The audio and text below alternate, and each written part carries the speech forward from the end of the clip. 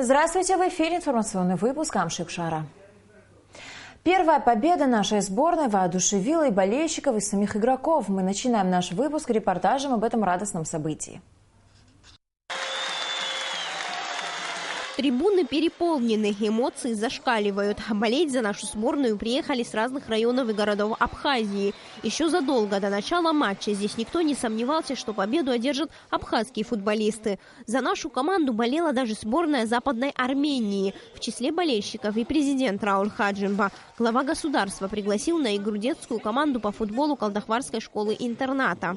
Перед началом матча президент также посетил пресс-центр. Он поинтересовался тем, как организована здесь работа и не нуждаются ли журналисты в чем-либо. Журналисты, воспользовавшись моментом, стали задавать вопросы главе государства. Насколько вы думаете, Абхазия и другие страны, которые участвуют в турнире, что у них общее и что их разделяет? Я думаю, что всех нас объединяет желание жить в мире, жить спокойно. Ну и, конечно, чтобы о нас знали больше. Сам статус и название чемпионата КАНИФА говорит о непризнанных государствах, и не идет ли это вразрез с официальной позицией и нашими целями? Вы знаете, я уже начитался в интернет различных ресурсах о том, неужели, мол, Абхазия, включившись в эту работу по проведению этого мероприятия спортивного, снизила свой статус. Ничего подобного. Мы тем самым поднимем статус других. За несколько минут до начала матча присутствующие минутой молчания почтили память второго президента Абхазии Сергея Багапш. Затем прозвучал гимн Абхазии, гимн острова Чагас. Игра началась. Выйдя на поле, абхазские футболисты с первых же минут матча стали атаковать ворота гостей. Уже под занавес первого тайма в копилке абхазской команды было 5 мячей.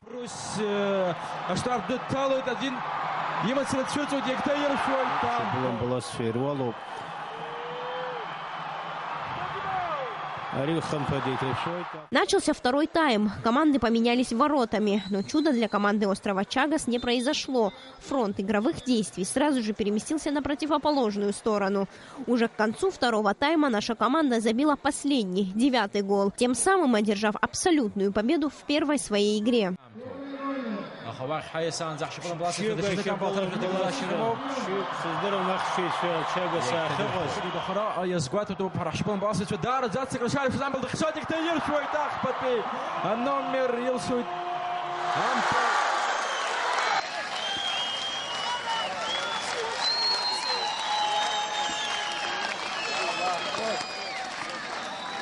Люди на трибунах ликовали и искренне радовались. Такого окончания матча здесь никто не ожидал. Уже после завершения матча игроков нашей команды президент поздравил лично. Он отметил, что игра была на достаточно высоком уровне. И первая такая победа, безусловно, вселила еще больше уверенности на дальнейший успех. Я ожидал победы, но что она такая будет разгромная для команды Чагас, конечно, не предполагал. Но я думаю, что наши зрители поддержали и команду Чагас. Я надеюсь на то, что такой подход будет во всех наших играх. Спасибо вам, ребята, еще раз. Табу будет.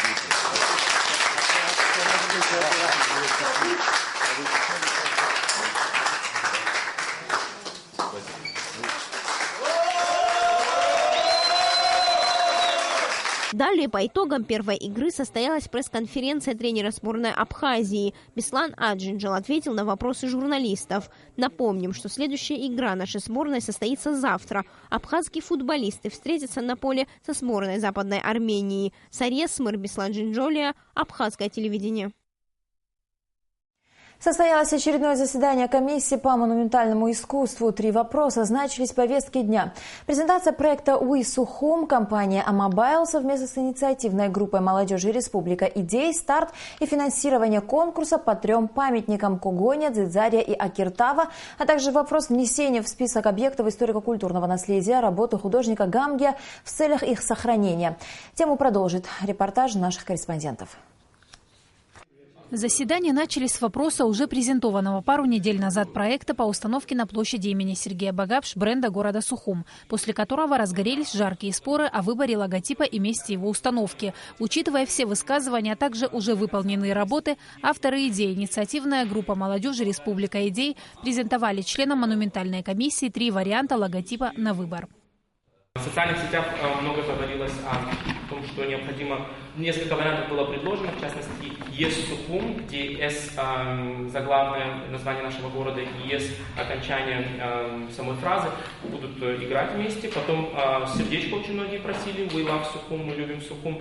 И третья идея это Мой Сухум, Май Сухум, где каждый самостоятельно сможет уже ассоциации создать, которые у него возникают, видя название нашего города. Глава правительства Артур Микваби отметил, что подобные начинания и идеи необходимо поддерживать. Но у премьер-министра свое видение установки данного монумента. И сама идея создания, написания, в смысле на английском языке, на абхазском, правильно, и вообще на абхазском,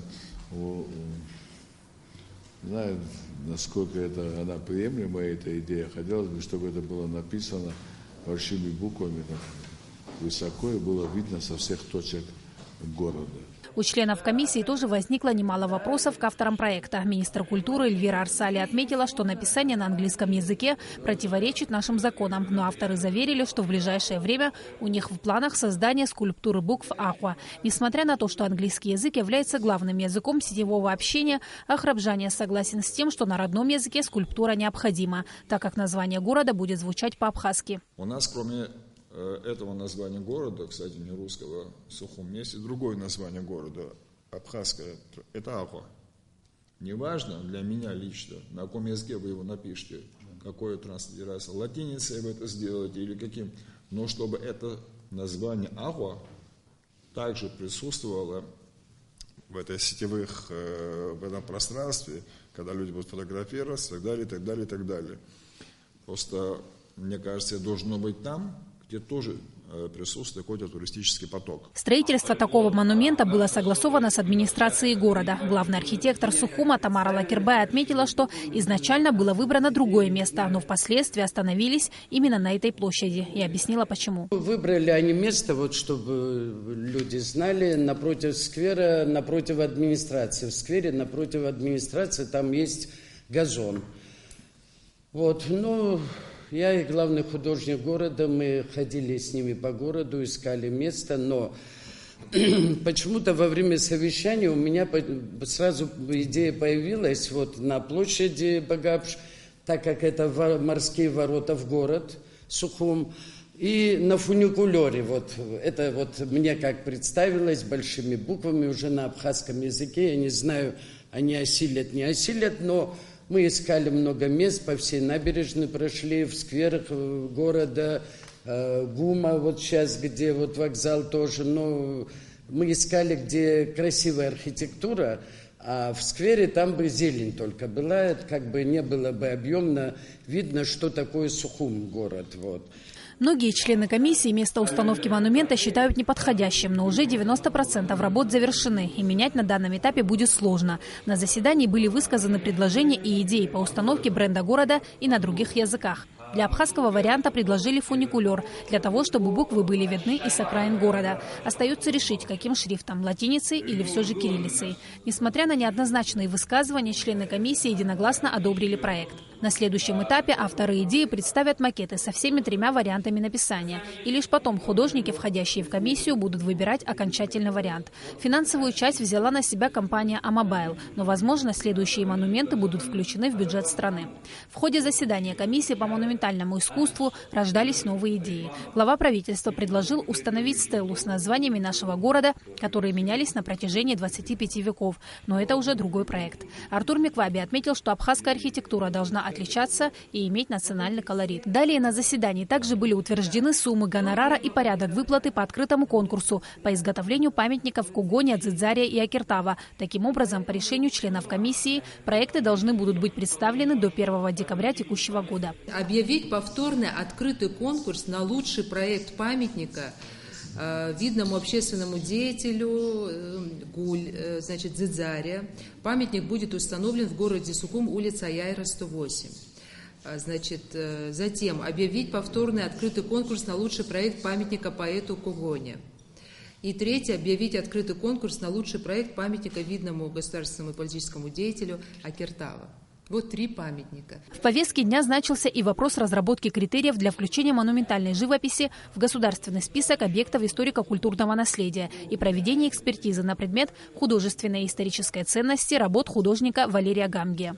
Сима Аргун, Алексей Гухава, Абхазское телевидение. В Гулерипском районе в поселке Агудзера 28 мая произошла авария на линии электропередач. Упавшее дерево повредило опору высоковольтной линии, была повреждена, в результате чего большое количество абонентов осталось без электричества.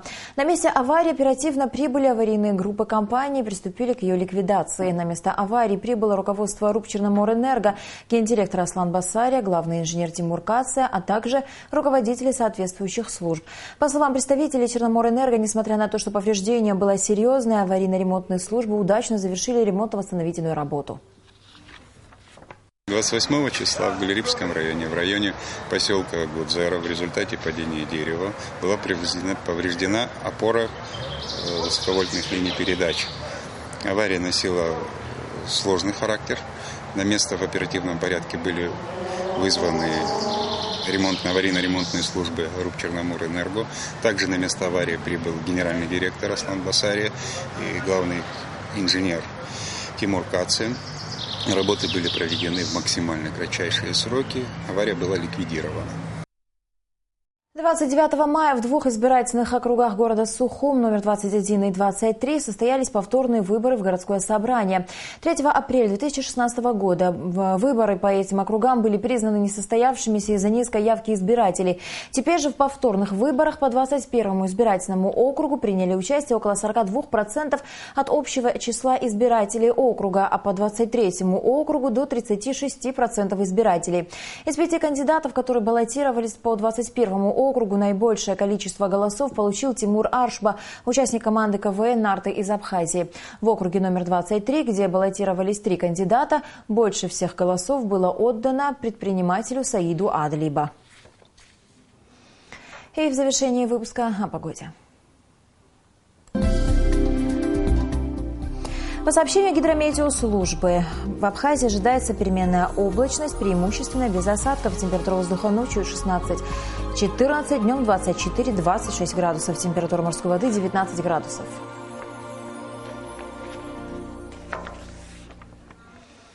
На этом наш выпуск завершен. До скорых встреч в эфире.